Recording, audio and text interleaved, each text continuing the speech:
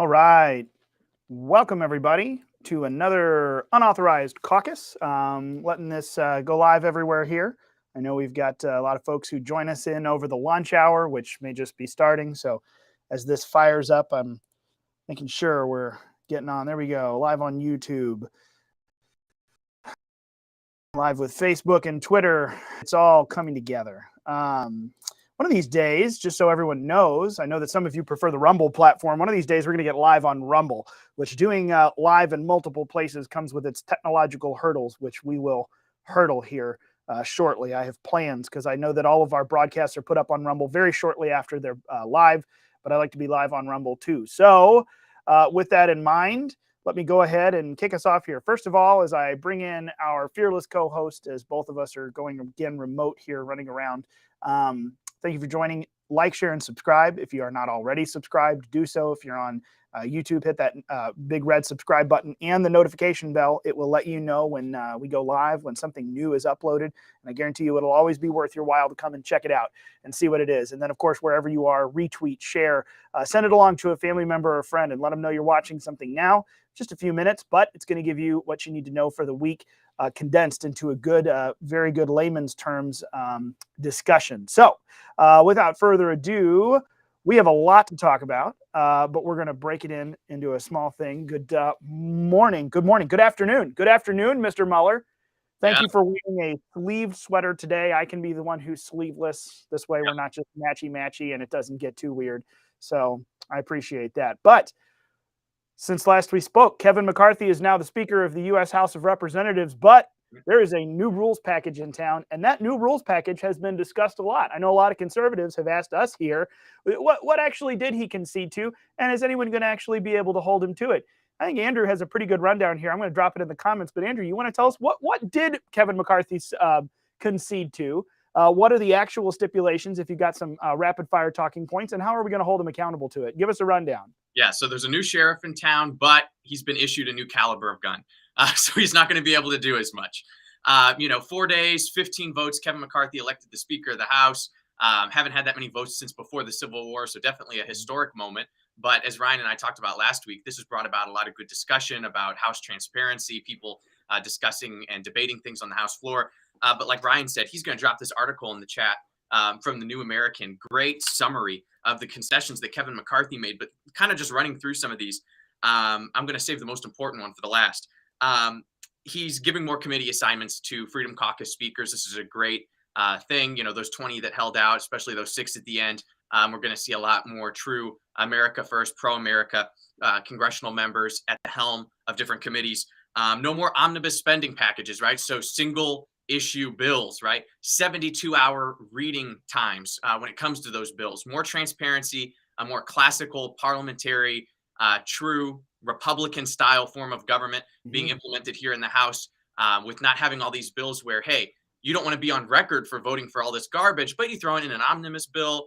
Maybe you put some defense spending in there, and hey, now you can say to the media, well, all I did was vote to reopen the government. I just voted to, allow everybody to continue to work. Well, no, it was a lot of pork packed in there. So single issue bills, getting rid of this omnibus type mindset, possible spending cuts, restoring the Holman rule, allowing amendments to be made to reduce lawmakers' pay. A lot of good accountability elements in that. Voting on the Texas border plan, whatever you may think about this, voting on term limits, that's something that was a concession. And then finally, kind of this single member motion to vacate. This is really the most important, the final piece, where people say, well, Kevin McCarthy, he's still really deep state. He's still really shady. How do we know he's going to fulfill his promises and follow through with these concessions? Well, there's a single member motion to vacate the Speaker, i.e. Matt Gaetz or anybody else can come through and say, you know what, Kevin McCarthy, you're not following through with what we agreed to, motion to vacate the Speaker. And guess what?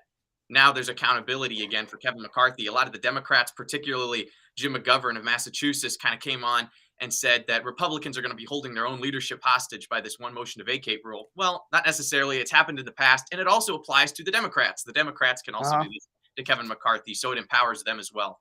So a lot of good things that came out of this, and it was worth the 4 days, and it was worth the not agony, but it was worth the work. And the media pushed it as agony, but really it was a constitutional republic working properly for once. And it's a great win. Yeah, absolutely. And I mean, I think this is the prime example of I know that it's become kind of a conservative, a right wing catchphrase. It's not a democracy; it's a republic, which is true. We are a democratic society, but democratic as an adjective, not solely a democracy. We're a democratic republic. It's a democratic process, voting, majority rules that gets us here, but we're governed by rules that don't allow 51% of the population to just trample 49. There are systems set up as checks and balances to make sure that the voices are heard, it's slow, that reasonable things happen. And this is one of the examples of that. Just like we have the Electoral College, yes, some states are smaller than other states, and it really does matter because it's the rule of the people. So the more people in this state have a greater weight than these people, but it's weighted. So it's not just that Los Angeles and the surrounding county can just bowl over everyone every single time. Well, you do have more power, but these guys aren't just powerless. They have less power. There's a difference. And here we get to see the same thing. It's not just that, technically the Republicans have a majority in Congress, and technically the establishment Republicans, or establishment voting Republicans, I should say, because again, we pointed out last week when you and I talked, there were some good conservatives who had voted McCarthy every single time. Marjorie Taylor Greene, Tom Massey, people who are often independent of the system to the point of the ire of the media, even Donald Trump at times for not playing ball with what was going on. They voted McCarthy every time. They had a reason. So there were a lot of tactical things happening. But instead of this establishment voting, the McCarthy voting bloc just being able to ramrod through everyone, there were 20 that held up the whole thing and said, no, not until we do this. And sure enough, one of the things that they did was install this, you have to play nice because there's a motion. Only one person has to bring forward a motion to vacate the chair. I can't think of a better measure of accountability that now our slim majority GOP can't just run roughshod over 20 or so conservatives, because we might, be upset that, there's only 20 conservatives out of all the Republicans. Well, they need at least, 15 or 16 of those conservatives. Otherwise, they're going to get mad, and the conservative bloc can do some real damage to the power of the establishment side of the party. So this is it. Yes, our good conservatives in the House are outnumbered by people who just go along with the system, but they're not powerless. They just have less power. That's a big distinction. And this is really important. Like watching this whole process out. I know we talk about republic versus a democracy. This is it, man. There are rules in place to ensure that you don't just run along with whatever the whims are of the people or of Congress or whatever it is. Everyone's voice has to be listened to, and we have to consider this and move forward. It is just astounding to me, the intricate system that's been put together. It's one of those moments where I am awed by the founding fathers to put together all of these things and watch them play out, sometimes for the first, second, or third time in history, how they've played out. And like, oh my gosh, this is why they gave this to us. This is awesome. I'm so thankful for this thing that I didn't even know existed, because we've never had to do this. So to your point, and I've put it in the comments here, or in the chat if you're over on YouTube, there are major concessions made, and there is a major mechanism put in place to hold McCarthy's leadership team accountable to those concessions.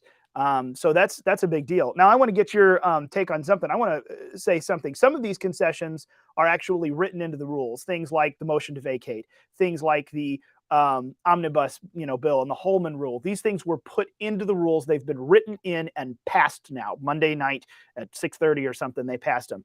In fact, I'll go look at that just so everyone can have it in writing, because I know a lot of people want the source material. We're all about that. Let me send you the source, even though you can trust the New American. I always do.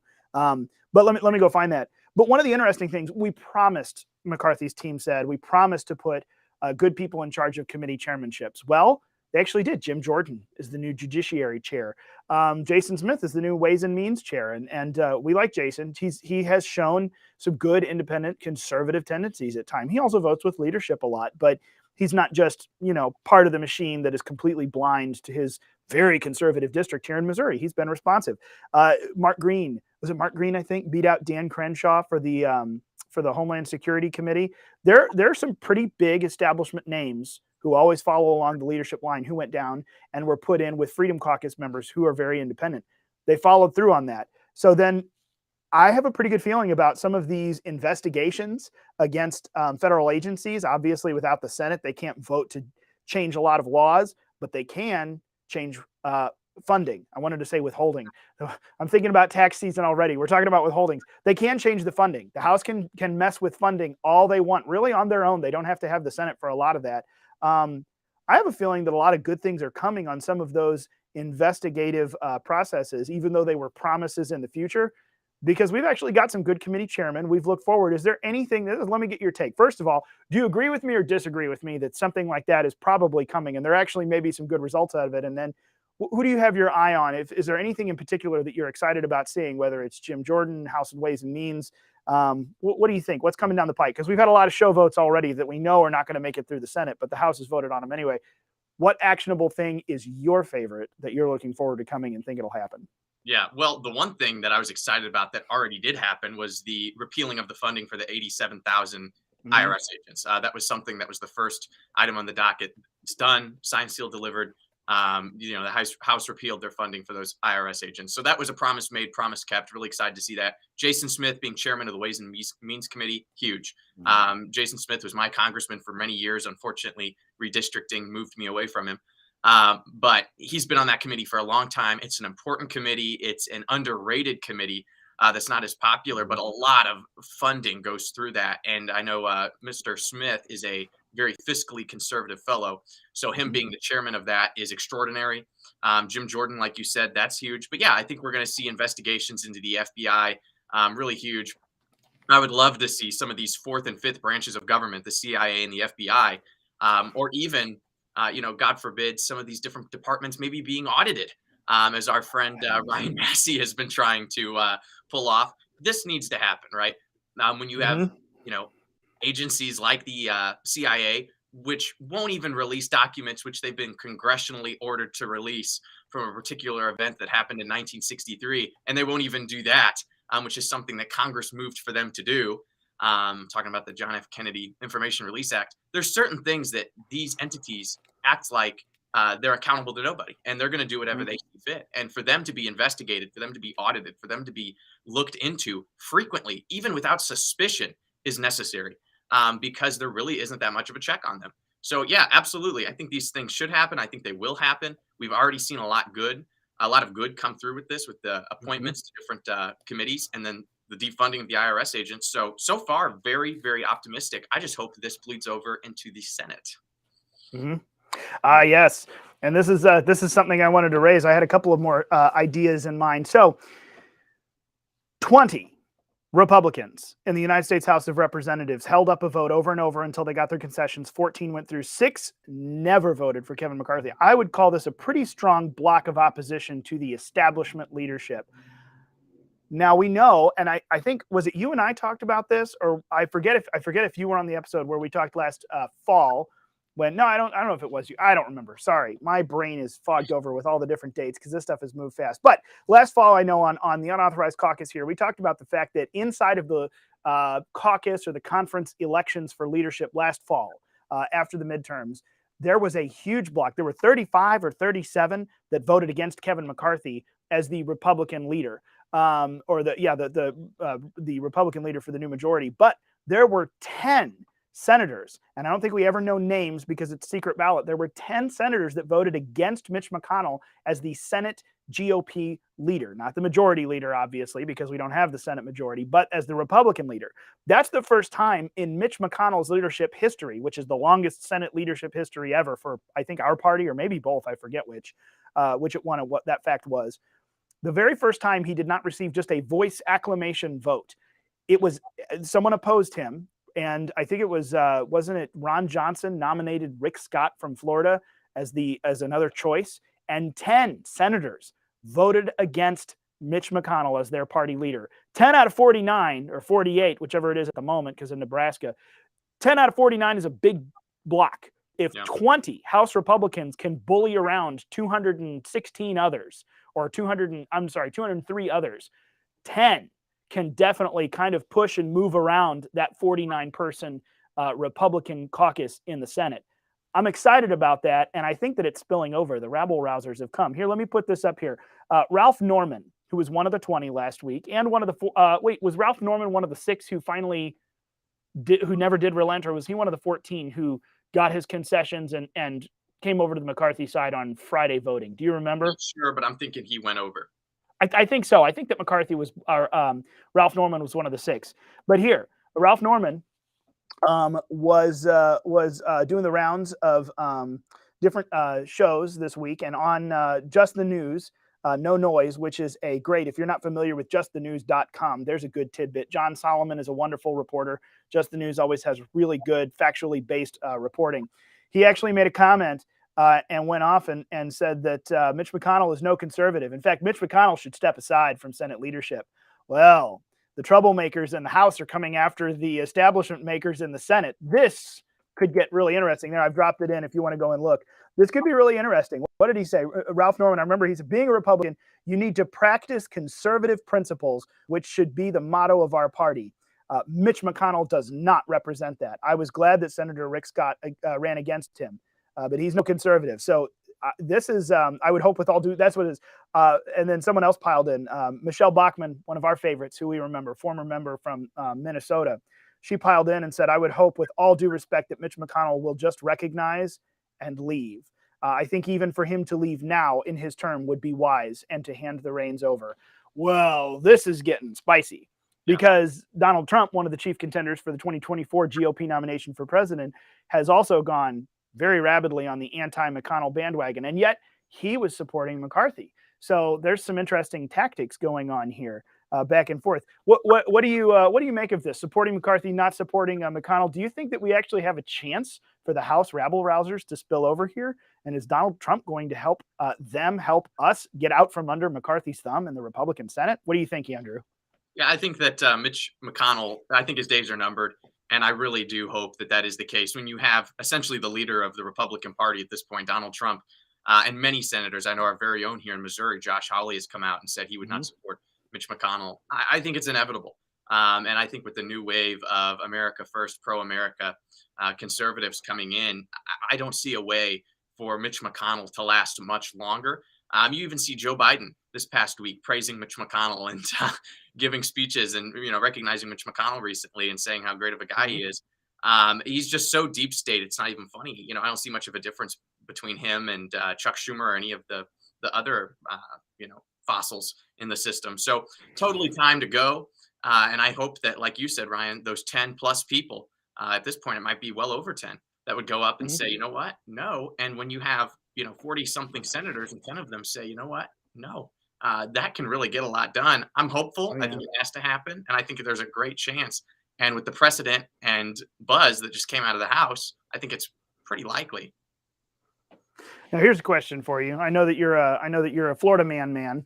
So being over in DeSantis land, if Donald Trump rids us of Mitch McConnell somehow, is this going to bring you over to his vote category in the 2024 nominations, or not quite yet? Probably not quite yet. Yet.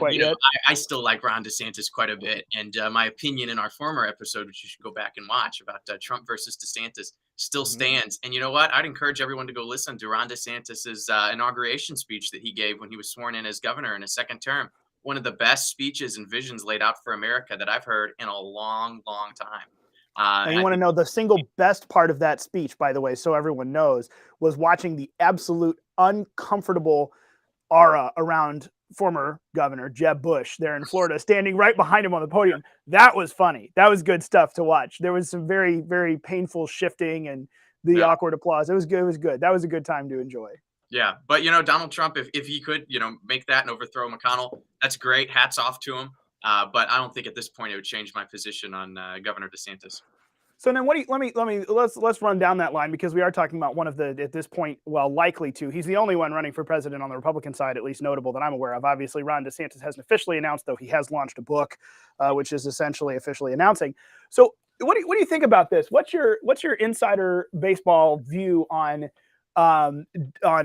Trump being so anti-McConnell in public and yet so supportive of Kevin McCarthy? What do we think? Because the conservative bloc had enough of a pulpit to push around McCarthy, he thought that would get done, or what? Because we've got the famous image now. Thank you, C-SPAN Unrestricted. It's too bad that that's not continuing. We've got the famous image now of Marjorie Taylor Greene holding out her phone to, I forget who was passing by. Was it Gates, I think? And on the phone, you can see on her iPhone, it says DT. We're all assuming it's Donald Trump. Here, he wants to speak to you. He wants to speak to you. And this is some interesting stuff here, because we have two, what you and I and most Republicans or conservatives would call establishment Republican figures. Mm-hmm. He's got wild opposition to one out in public and well, I hate to say wild support. His supportive statements were interesting, although they were pretty strong last week. What do you make of this? What are we doing here? Well, I think that if you're going to choose a lesser of two evils, Kevin McCarthy is the obvious choice between he and McConnell. But I also think that, you know what, when it comes to matters of the Senate, we don't have a majority in the Senate, and the Senate is very important. And you know what, that might be reason alone to go after Mitch McConnell, because we don't have a majority in the Senate. So the minority that we have and the leadership therein has to be really strong. And Mitch McConnell isn't that man. But when you have a majority and a decent nucleus of conservative people in the House, which we do have, you can maybe get away with a speaker that's not ideal, but will still allow you to make concessions and get things done. So I think that dichotomy between the two and just not having a majority in the Senate is reason enough to say, you know what we do have has to be strong, and Mitch McConnell's not that guy, so we go after him. So that's probably the reason behind the difference there. But yeah, I think that's totally necessary. Yeah, and that's pretty good. I was going to say what my perspective is, and this is a great opportunity I always get to harken back to Phyllis Schlafly and her logic here. In the House, we have an opportunity to be in charge, and at that point, you've got some bigger stuff on the line than if you're just in the minority. Now, you need to be unified in the minority to do everything you can to oppose the majority, which is what we're going to have to do in the Senate. But in the House, we have an opportunity to be in charge, to call the shots.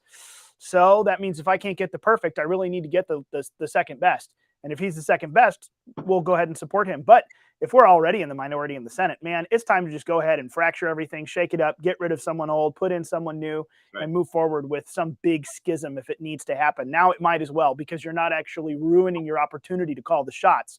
That is coming. In fact, you're enhancing it. So there's a little bit of insiderness there.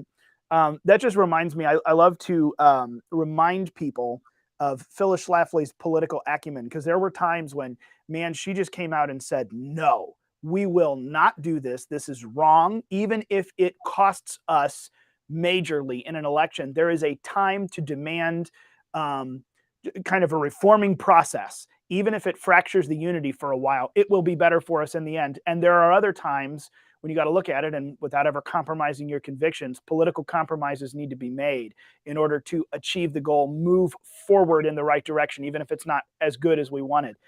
She was a master at that. And I think that's kind of what we're starting to witness play out. I'm don't necessarily hear me saying Donald Trump's as good at his politics as Phyllis Schlafly was, but I think that's kind of what we're seeing. We're looking at a level here, in my opinion, that is very interesting when it comes to shaping up not just the presidential field that he's going to contend in, but actually possibly giving us a chance at a better Senate structure for taking the Senate in 2024 and for doing conservative things, which is what we're about to do in the House.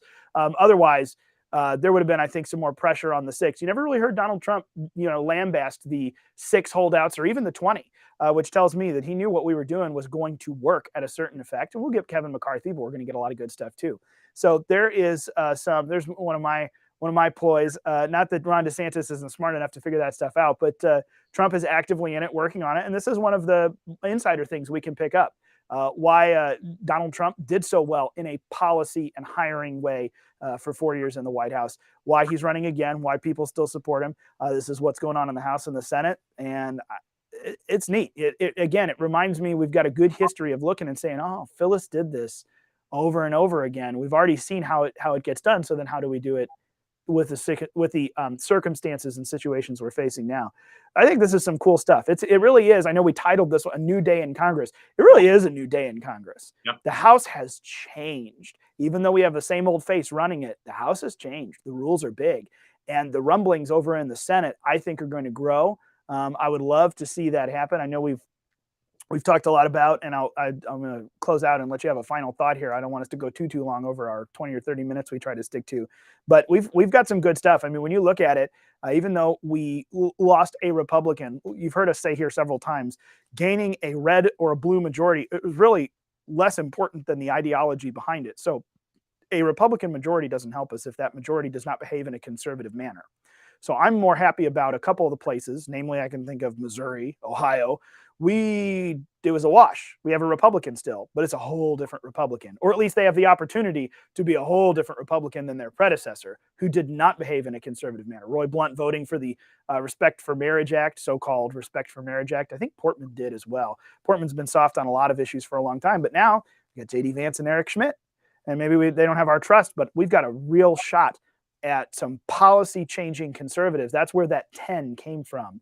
And even, Rick Scott, Ron Johnson, people who've been there a while, you get some fresh blood in there, and they even start to move kind of I want to be conservative, but I'm not sure. They start to move people that direction. Oh, yeah. Everyone follows the really bold leaders. We've got some bold leaders in the House, and it looks like we might have some in the Senate. So I'm excited. It really is a new day in Congress. There's some insider stuff for you and a few other things. Andrew, you got any final thoughts? I know we could go on this forever. But we'll try to let people go here. What the broken old crow. Someone's just getting mean about Jeb Bush down in our comment section today. It's a little nasty. Not my words, Jeb. Someone else's. I prefer to stick with low energy, but broken old crow works. Anyway, what do you think, Andrew? What final thoughts here? Yeah, final thoughts. I think some of these new rules open a great responsibility element for citizens, right? When we have a 72-hour reading period, single issue bills. This allows the citizenry to really be educated and be informed and up to date on what's going on in Congress. And this gives you a great opportunity to send messages to your congressman and say, I want you to vote on this, give your opinion. I want you to vote this way or that way. But these new rules help us to be better activists and better citizens, right? And I use that term activists in the purest sense, right? As our founding fathers would have thought of it, being involved in government, having responsibility and duty. So take advantage of these new rules because it not only affects the House, but it affects the citizens. And it allows us to really have more time and hopefully more concise and issue-oriented and palatable bills for us to be able to see what's on the docket, pay attention to votes. And I hate that the C-SPAN cameras are going because I think that that adds a ton more transparency. But keep up the good work, keep an eye on them. And there's so many organizations and groups that you can follow that will give you updates, Phyllis Schlafly Eagles being one of those, to be able to say, hey, this bill is a really big deal. Call your senator, call your congressman. And now with the new rules, we are in a better position to do that. So make sure we keep up the good work and continue to engage with our representatives. Yep. And I'll go ahead out there. I'm going to put in one more link here in my closing as I thank everyone for joining us again today. One more piece of wisdom from the great Phyllis Schlafly. There are no end to the awful things that people in Congress do, and people are out, citizens, voters are outraged, calling to the office, don't do this, you shouldn't have done that, you're a horrible person for this, or even just calling ahead, vote this way, vote that way. One of the things that we must do, it's almost more important than holding people's feet to the fire when they do something wrong or looking for correction, course correction or accountability, almost more important than that is we must praise the good guys when they do something good. They need to hear from us. They need that encouragement. Like Andrew said, it really doesn't take as much as everyone thinks it does. Flooding someone's office with calls and emails, that actually moves the needle quite a bit. You would think it doesn't, but it does. So with that in mind, I'm going to put it down here. We've got a nice little sheet. Broken old crow is Mitch McConnell, not Jeb. Excuse me. So we have low energy Jeb and broken crow Mitch. These are our two. Thank you for that clarification. I'm going to post this here though. We've got a nice little sheet. Take advantage of it. Share it with your friends. It is time to thank what they're calling the Freedom 20, the people who got us where we are here in the House with these awesome rules. Call them, thank them. It's going to take 3 to 5 minutes per office. Do it over the next few days. Even if they're not your congressman, we need to all, I already have, and I hope that you all will too, call them and say, thank you. Thank you for taking a stand last week. Thank you for demanding that the rules were met in favor of we the people and not they, the elite. They are the special interests or the establishment. All of them, Andy Biggs, Dan Bishop, Lauren Boebert, Andrew Clyde, Anna Paulina Luna, all the way down to Keith Self. They need to be thanked by all of us, not just their constituents. And another thing that is kind of a very Phyllis-y thing to me, call Kevin McCarthy's office and tell him thank you for negotiating, being an honest deal, and coming to the table and doing what these guys asked for. Thank you for agreeing to the transparency measures. He needs to hear it too. He needs to know that he did something right. So you got 21 pieces of homework from us here at Phyllis Schlafly Eagles. Call those Freedom 20 and call Speaker McCarthy. Say thank you for what you did last week, which obviously we've got 20 who stood up and 1 who agreed. But They need to be thanked nonetheless. So I'm dropping that here in the comments. Snag that. We'll make sure and share that around as well. Thank you for joining us for another Unauthorized Caucus. Thank you, Andrew, for having sleeves today so we didn't match. All of the good things. By the way, the fun part of the C-SPAN, the cameras may have gone away, but they were there last week. And if you don't follow Bad Lip Reading on Twitter, you're missing out. Because the Bad Lip Reading shorts that have been coming out from the Congress, oh man, there's good stuff there. It is pure gold. Better than the actual proceedings, and I enjoyed those last week too. So go look at Bad Lip Reading on YouTube or Twitter. You'll have a good time with it. Thank you for joining us. We look forward next week to another Unauthorized Caucus. We'll be here Thursday, same time, same place. Thanks, everybody. Take care.